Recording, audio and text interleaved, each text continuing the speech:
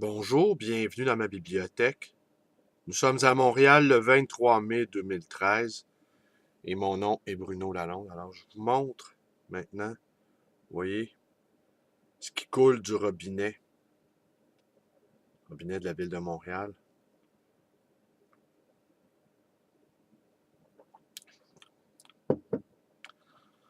C'est pas fameux. J'en bois quand même parce que je dois m'exercer à m'endurcir, à devenir de plus en plus fort dans cette ville qui, à chaque jour un peu plus, s'enfonce dans une sorte de, je dirais presque de psychose.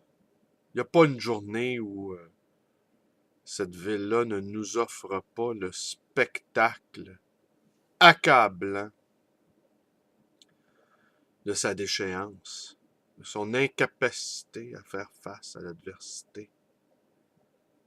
Au fond, le réel nous fait chier.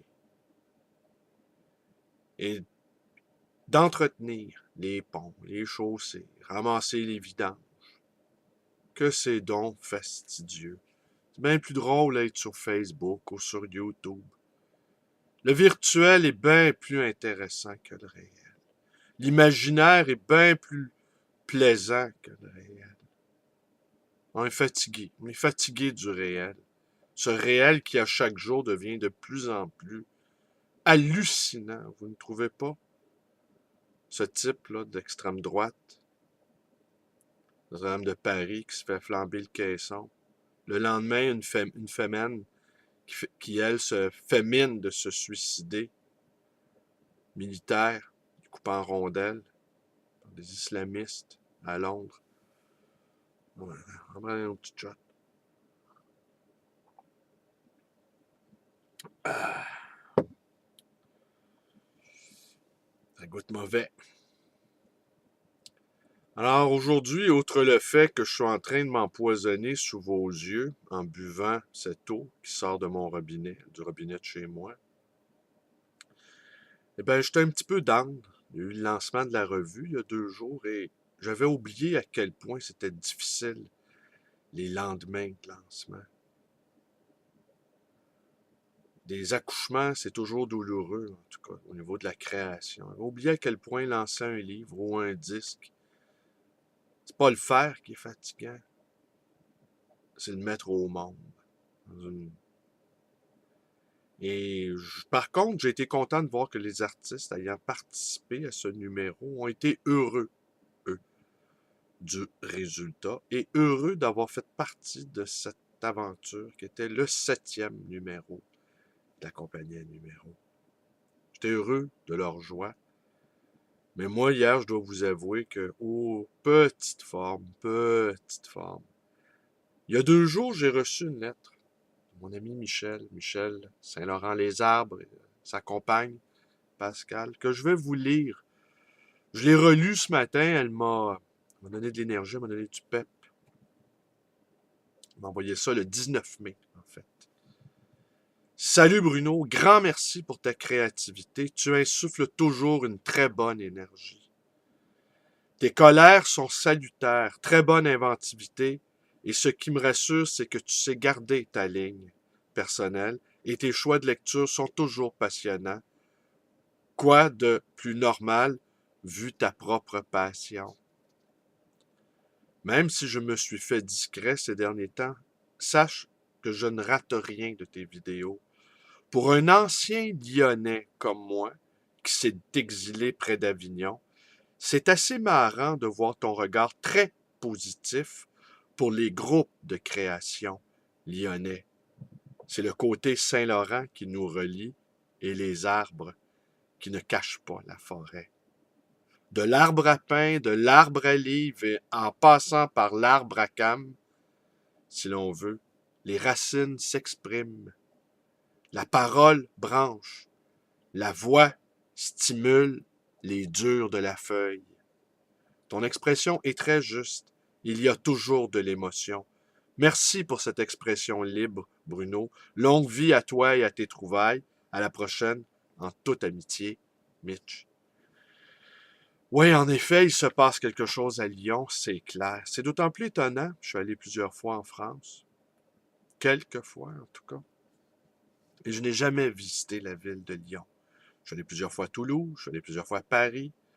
J'ai fait évidemment le sempiternel pèlerinage en Normandie. Les Québécois font ça, ils vont en Normandie ou en Bretagne. Et je suis allé à Caen, en Normandie, visiter cette ville reconstruite pratiquement au complet après, suite au bombardement de la Deuxième Guerre mondiale. Et je me suis promené également dans le Bocage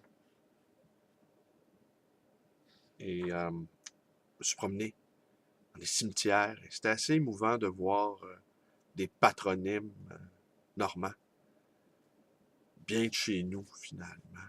J'ai même rencontré un vieux Normand qui avait sa cigarette, un vieux paysan normand qui avait sa cigarette au coin du bec. Et on s'est parlé comme si de rien n'était. Il s'est même pas étonné de mon accent. Moi, je me suis pas étonné du sien non plus. Alors, voilà. Mais tout me porte. Je vais finir par y aller à Lyon. Je suis en train de me faire des amis, je pense. C'est une ville qu'il me tarde de te connaître. Et je te remercie, Michel, de ce petit mot qui m'encourage, malgré le désarroi qui m'habite aujourd'hui.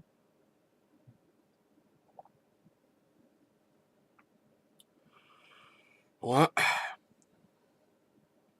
ça c'est boire la ciguë peut-être. À force de vouloir corrompre la jeunesse, je suis peut-être condamné à boire ça jusqu'à la lie. Un autre shot.